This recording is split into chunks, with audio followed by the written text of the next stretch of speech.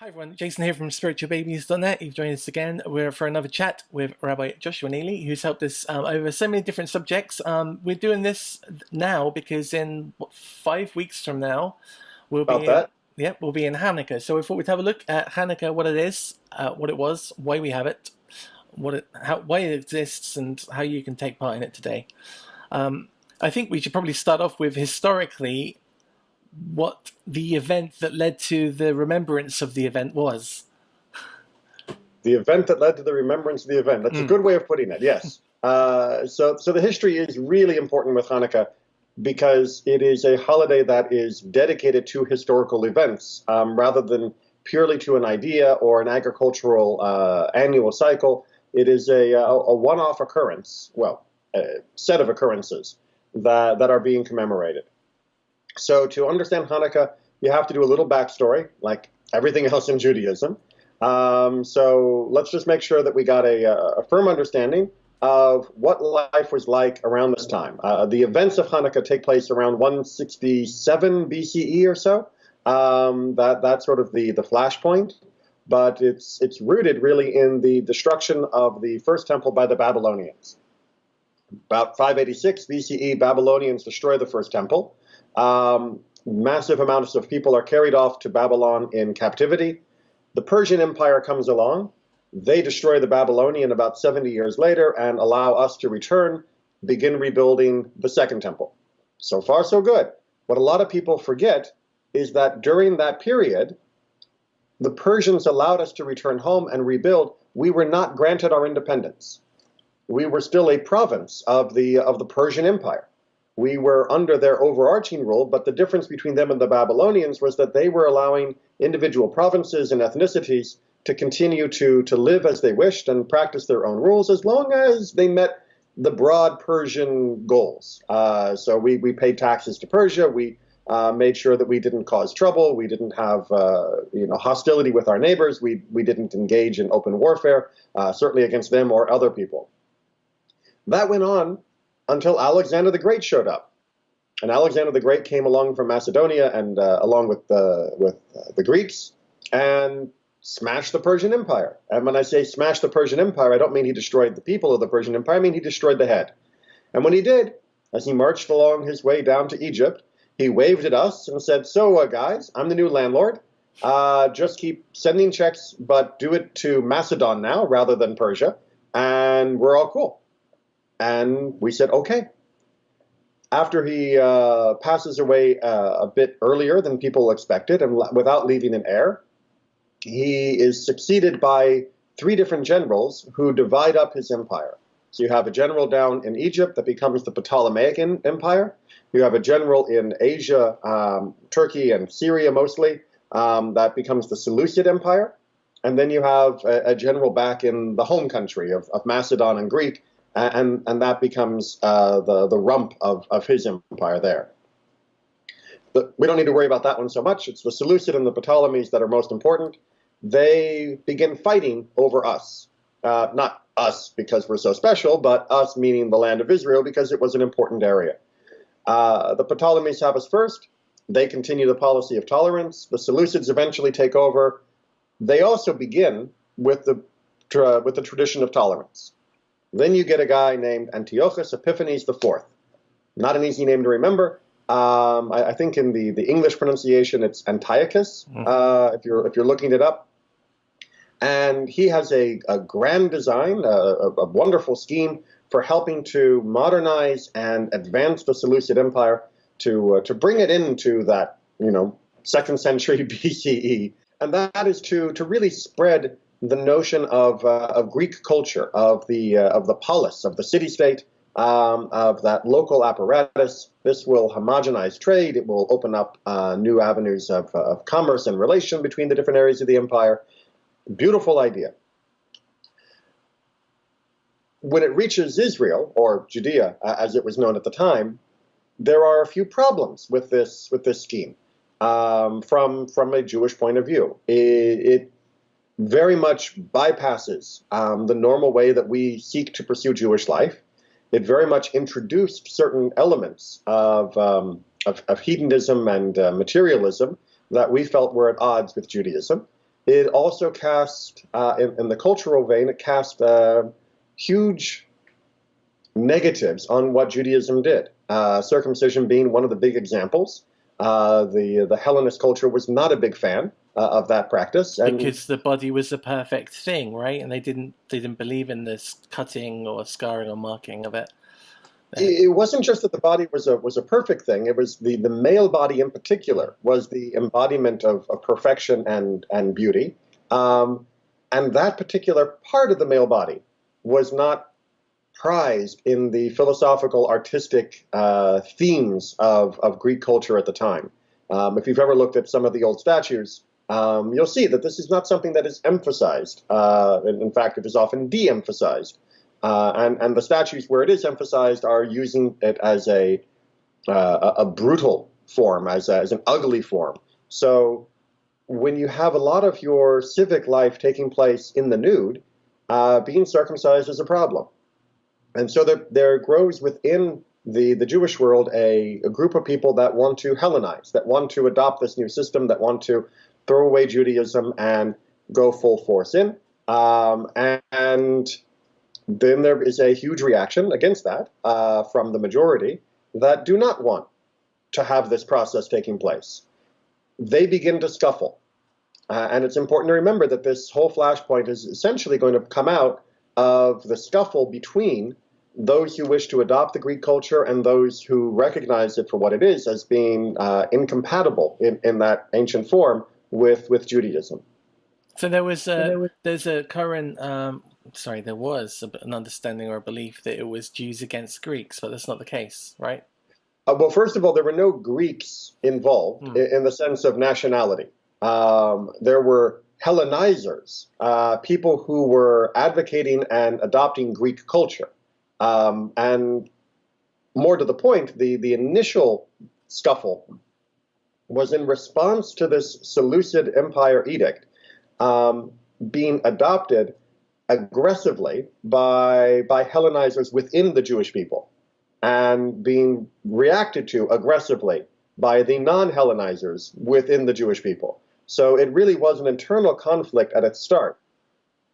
Antiochus Epiphanes, and I'm just going to call him Antiochus from here on out, he decides that those who want to throw away Judaism and fully adopt this Hellenized thing are his natural allies, because that is his program after all. And so he passes a number of regulations to force the Hellenization of Judea, rather than simply encouraging it. And this becomes the breaking point. So he outlaws circumcision, of course, outlaws the observance of Shabbat, the study of Torah, and many other practices that are central to Judaism, and begins a course of forcing Jews to show their commitment to this process, to engage in pagan sacrifices, to eat non-kosher food, and so forth. The fact that we fought back over this issue and the fact that we won was unprecedented at that time. So sure, now we have all sorts of modern examples of asymmetrical warfare where a small committed minority can hold out against vast empires for ideological reasons and win, or at least force a stalemate. That wasn't the case back then. Remember, the Seleucid Empire had taken our entire country and other territory away from the Ptolemies, which was another massive empire. What hope did we have of holding out against their military? I mean, it just wasn't going to happen. So when the Maccabees began, which was Mattathias leading, he was the father of the Maccabees, when they began their revolt by refusing to engage in these sacrifices and eating the non-kosher, and by attacking those Jews who did, everybody thought, good luck, guys, you just signed your death warrant. And as we would say, a miracle happened, and they were able to last long enough in their guerrilla warfare to eventually rally more people to their cause, to organize and be better equipped and armed against the empire, and begin engaging in full-pitched battles where they didn't lose. Now, partly this was because the Seleucid Empire had other needs and other things that were occupying its time, so it couldn't put its full weight behind this attack. But partly it was because you had people who were fighting for something that they truly, truly believed in, whereas you had other soldiers who were fighting because they were getting paid. And we've seen historically that that can make a big difference when you're dealing with otherwise equal forces. And so we end up with the Maccabees and the home troops, the pro-Jewish Judaism troops, and they get to a point where there's going to be a rededication of the temple. Okay, so yes, during the early days of the Seleucid repression, they of course had control of Jerusalem, and they had rededicated the temple to be a pagan temple, so idols and all of that stuff. And in the fourth year, I want to say, but you have to double check me on that, of the war, the Maccabees were able to finally recapture Jerusalem, and that meant they needed to rededicate the temple, get rid of the idols, clean up all the filth, and get it back to what it should be. And that was a major occasion for celebration. And that happened at the time that we now celebrate Hanukkah. The question that will often come up is, so why 8 days? Why was the celebration 8 days? And if you read the book of Maccabees, it's very explicit. The Maccabees said, look, a couple months ago, we should have been here celebrating Sukkot. And as everybody knows, Sukkot is like the holiday. It is the highlight of the year. And we missed it. So let's do a makeup holiday for Sukkot. And if you do the math, 7 days of Sukkot plus one more day of Shmini Atzeret, you get 8 days. So they did their makeup day, or their makeup Sukkot, Shmini Atzeret, for 8 days. The following year, while they still had control of Jerusalem, they did Sukkot as normal. The time in the winter rolls around when they had done their makeup celebration the previous year, and they said, you know what? That was a really good time. Let's commemorate our makeup celebration by having an 8-day celebration this year too. And that continued on. It's important to recognize, however, that this recapture of Jerusalem and rededication of the temple was not the end of the war. I know that's the end of most children's books, and they're sort of done there. But the war continued to rage on for a number of years as a hot war, and it raged on for almost 20 years, off and on, as sort of a Cold War with the Seleucid Empire and with negotiations, and sometimes we would pay them tribute to retain our semi-autonomy, and sometimes it would be open battles. This was not a done deal just because we had retaken Jerusalem. So where does the oil come into this? So the oil comes in as a written source much, much later. It occurs in the later Talmudic writings. And there's no mention of oil lasting a miraculous amount of time in the books of the Maccabees themselves, or in any of the writings that came from that time period or after that time period immediately. So one is certainly permitted to wonder, well, what was this oil thing? Did it really happen, or is this a metaphorical parable that was being used, and if so, why? So I'm not going to say that the oil story did happen. I'm not going to say the oil story didn't happen. But there is a tradition of it happening. That's fair. There is certainly a tradition within the Talmud of it happening, and there's certainly a tradition of some people taking that tradition as a literal statement, even though in the liturgy, when we are describing the miracle of Hanukkah in our daily prayers, there is no mention of the oil in that liturgy. We talk about the miracle of Hanukkah and the miracle that God did for us, and that miracle is that the few were able to overcome the mighty, the pure were able to overcome the impure, and so on and so forth. There is no mention of, and the oil lasted 8 days. Also a little bit of a good head scratcher from one of the later halakhic writers said, well, wait a minute, the first day wouldn't have been a miracle. If you had enough oil to last 1 day, but it lasted 8 days, then the first day when it burnt wasn't a miracle anyway. So wouldn't the miracle only be 7 days that need celebrating? So there's some definite issues with the story. So let's talk about how the story might have been intended as a metaphor, and then why that metaphor would have been something the rabbis would be looking for. Before we do, so the Hanukkah has 8 areas for the 8 days for the candlesticks or the oil, Right. whichever way you do, and it's got one in the middle. It's a servant candle.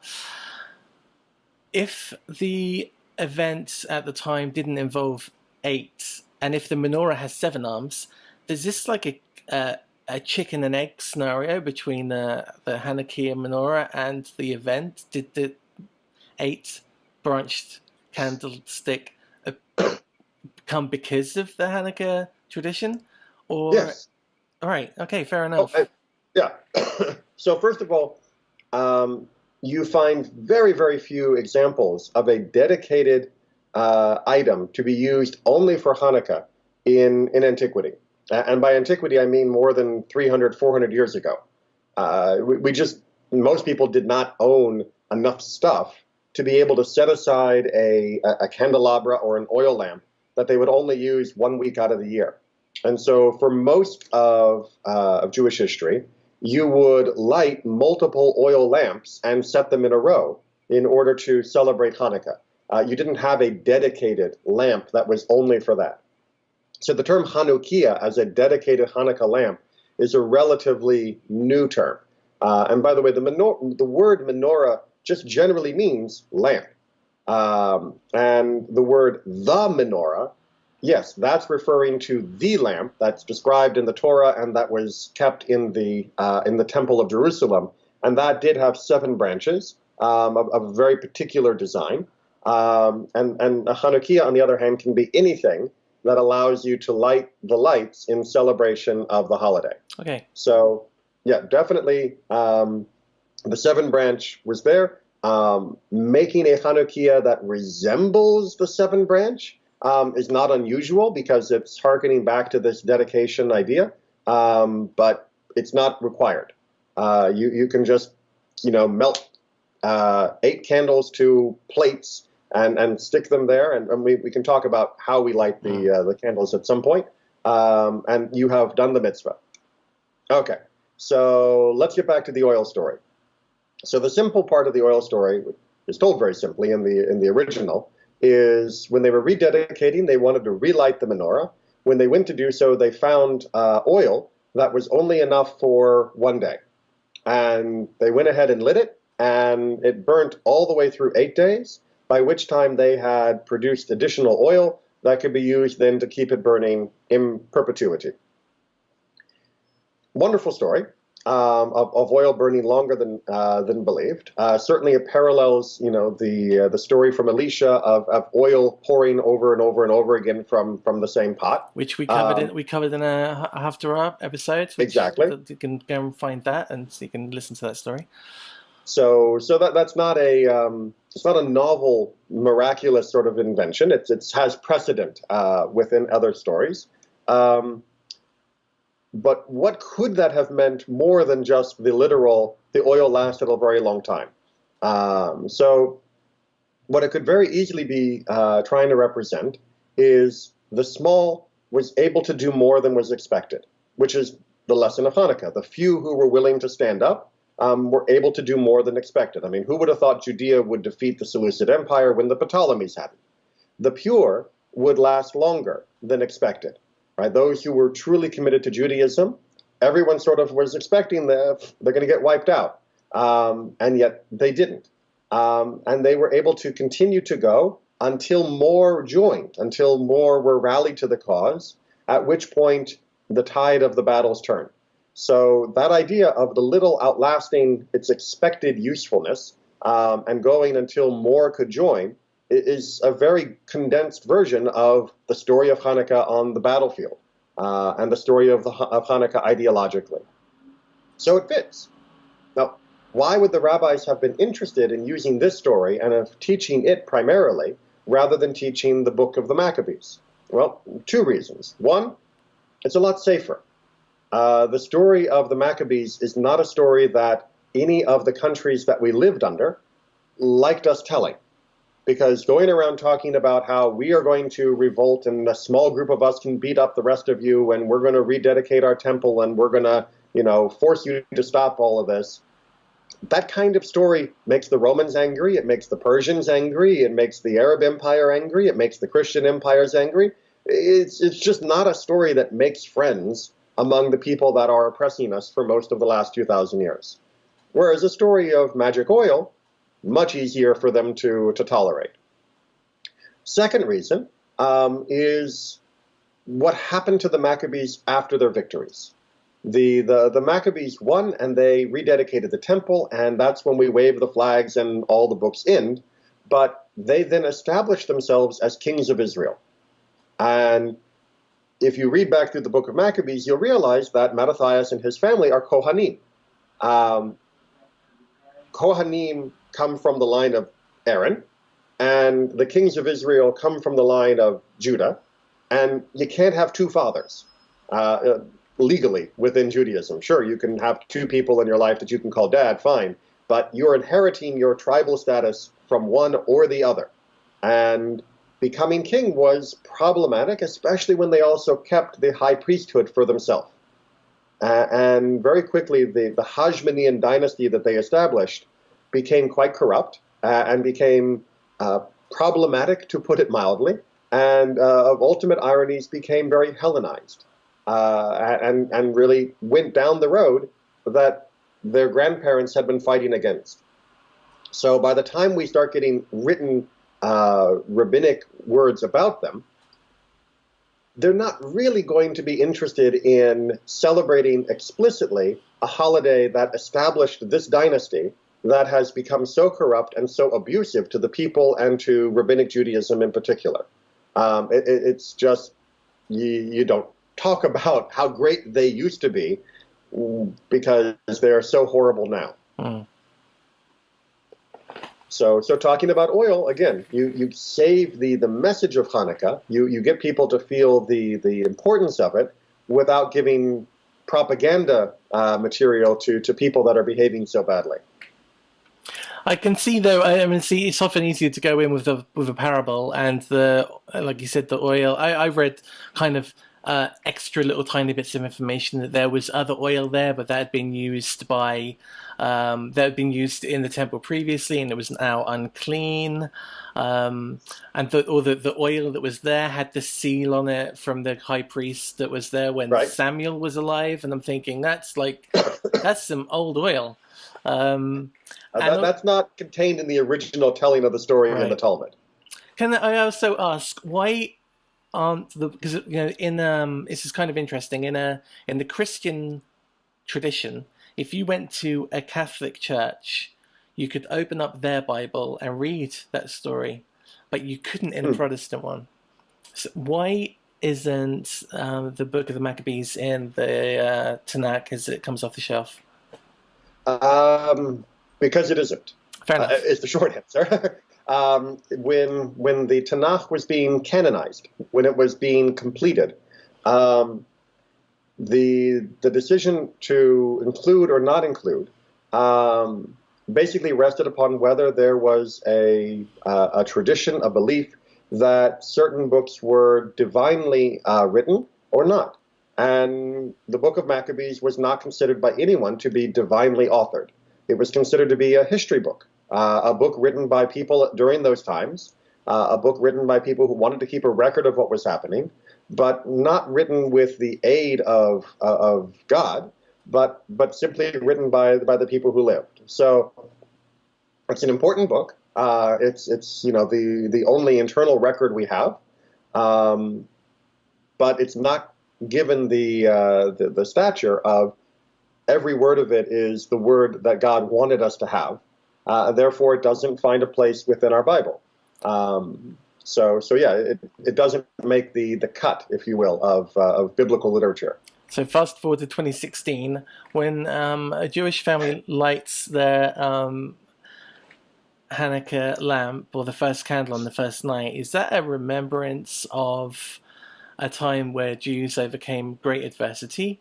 Is there a remembrance that God had some part to play in that? I mean, is it looked upon as a sign where they would the Jews were delivered, or as a time when the Jewish people themselves fought their own fight and succeeded?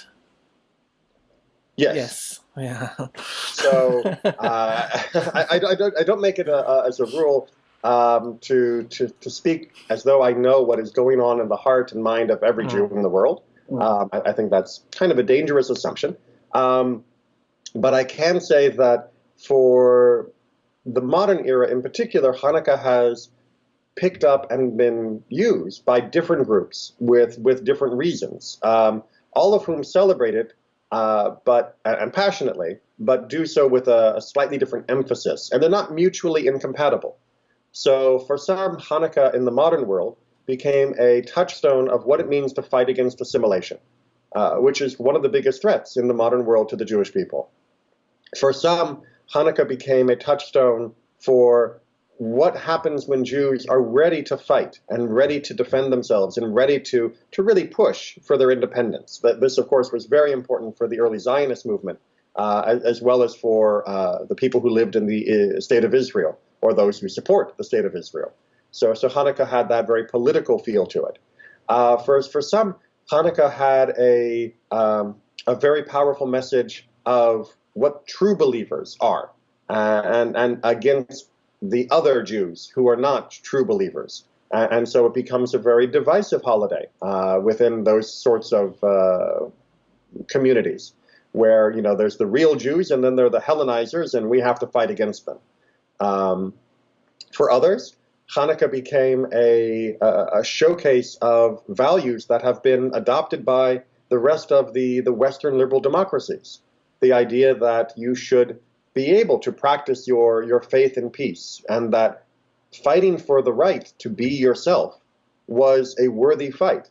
Again, remember, before Hanukkah, the idea that a people would fight for something that had nothing to do with land, that had nothing to do with independence at the beginning, that had nothing to do with wealth, that had nothing to do with survival in a physical sense, just was bizarre.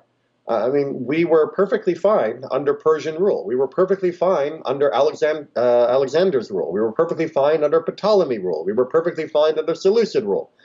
We weren't looking for a fight. And when the issue came, they weren't telling us you have to stop living. They weren't saying you have to go away. They weren't even necessarily saying you have to give up being Judeans. You just had to give up being Jews.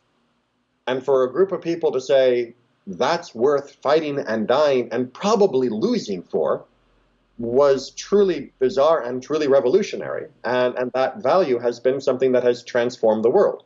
And something that Jews, I think, are rightly proud of giving as a contribution to the world, that this is something that's worth the struggle.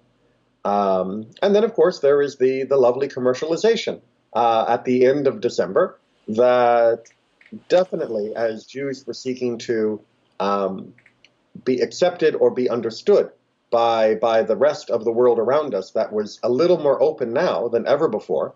We sought to share something that they could relate to, that they would understand. And for many Jews as well, they sought to do something that would make them feel similar to their neighbors. And so, ironically, in some households, Hanukkah is almost an instrument of assimilation rather than an instrument against assimilation. So, yes, it's an extremely complicated holiday in what people feel while they're celebrating it. I do get the impression that much of what we see in the world of Hanukkah is about commercialism and, like you said, fitting in. And it's interesting that what we have today is in the world. So I can go up now. Dublin had its Christmas lights put on last week, and now the high streets are just full of Christmas trees and snowmen, and Right. Because of my tradition, I have to remind myself that there's nothing wrong with a snowman, or or a snowflake, or a candle, right? It's completely natural in the winter that you might build a snowman or, whatever. And there's other things in there which clearly come from what I perceive to be a Christian tradition, which weren't. the idea of Santa Claus, not at all Christian, or Christmas trees, not at all Christian, but they assimilated and latched onto what the neighbours in Northern Europe were doing. And I imagine that Hanukkah's doing something similar with the present giving. And so I have some questions about what's true and what's not true about Hanukkah today. Is it true that families will give a present to their children on each day of the 8 days? It is true that many families do that, yes. As a way to continue the children's interest and excitement day after day. Absolutely, people will often give gifts every day. Is it true that latkes are traditional food for this holiday? For the Ashkenazic world, yes. But of course, the word tradition is taken with a grain of salt, or at least a little sour cream, because potatoes have only been around in the European communities for about the last 400 years or so. So obviously, Judah Maccabee never ate a latke. In the Sephardic world, that would just be a great T-shirt. Judah Maccabee never ate a latke. I'm sorry, you can carry on. It just struck me as a merchandising opportunity there. And the Sephardic world, it's sufganiyot, which are jelly donuts, are the traditional Hanukkah food. It's funny because I had them down for Shavuot too. Maybe it's just an Eastern European thing that you have lots of good fried carbohydrates when it's freezing cold. Donuts are always good. That's right.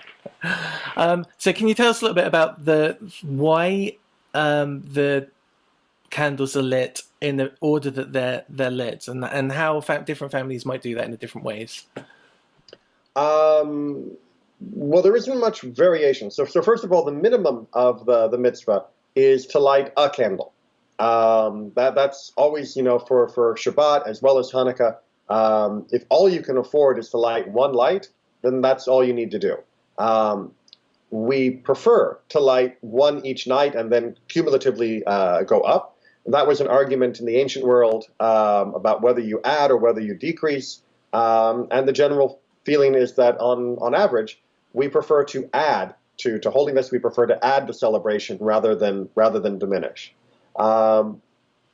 So the practice is, and I have no idea which way my hands are working in the camera, so I'll use terms to make it clear. The practice is to add new candles on your Hanukkah from right to left. Think of it being the way that we write and read Hebrew. That's not the reason. That's just the way it is. The reason is because right-handedness is just preferred in most Jewish things. Most things that we do in Judaism, we start with the right. It's just part of the metaphor of the right being strength, the right being, our protection. So left-handers, get over it. It's not against you. It doesn't mean that left is bad. It just means 9 times out of 10, when it comes to something in Judaism, you're going to be looking to your right hand. So the candles go in right to left. So first night, that right hand holder has one candle. Second night, the right hand and second most right hand holder have candles, and so on across. But when we light, we always light the newest candle first. That is to say, if it's night 2, and this was my first candle, and this is my second candle, this one is going to get lit first, and then I'm going to light the one that I had in yesterday. Not the same candle, because it would have burnt down, but I'll light that slot second. Make sense? It does. All right. So every candle gets to be first once, and you move your way across. Now, the Hanukkah, as I said, can be pretty much any shape or design, as long as the candles are each clear, and you can tell, how many there are or where they are and where they are, mixed up. The shamash, the helper candle, is essential, not just because it's nice to have a helper, but because unlike the Shabbat candles, the candles or the light of the Hanukkah cannot be used for any other purpose but for proclaiming the miracle of Hanukkah. So we put it usually in the window if we can, depending upon where we live and such. But it's meant to be publicized.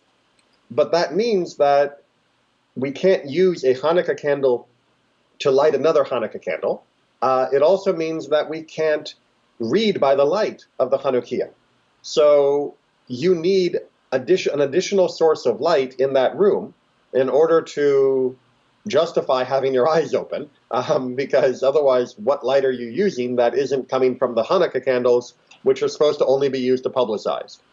So that shamash is that bonus light that's the photons we're using for any reading of the prayer or anything else. And the other light is just going out for publicity.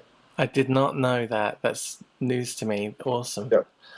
Unfortunately, a lot of people miss that point because we think that we are supposed to enjoy and bask in their light. And indeed, enjoying the fact that the lights are on is very good. But Hanukkah, at its heart, that mitzvah of lighting, is a public declaration. It is for the people outside's benefit more than for our own. And that gets lost in many households. And it becomes a very private thing, which is not what Hanukkah was supposed to be. Is there a tradition of who gets to light the candles? Is it kind of is the oldest person in the house, or the youngest person in the house, or the head of the house, or anything like that? Well, actually, in many communities, the custom is that everybody who can light should light their own in order that they can do the mitzvah. Otherwise, then whoever is the most capable should be the one lighting. So it's conceivable you'd have like 5 of them all lined up. We've got 4 of them in my house every year. Yes, that's great.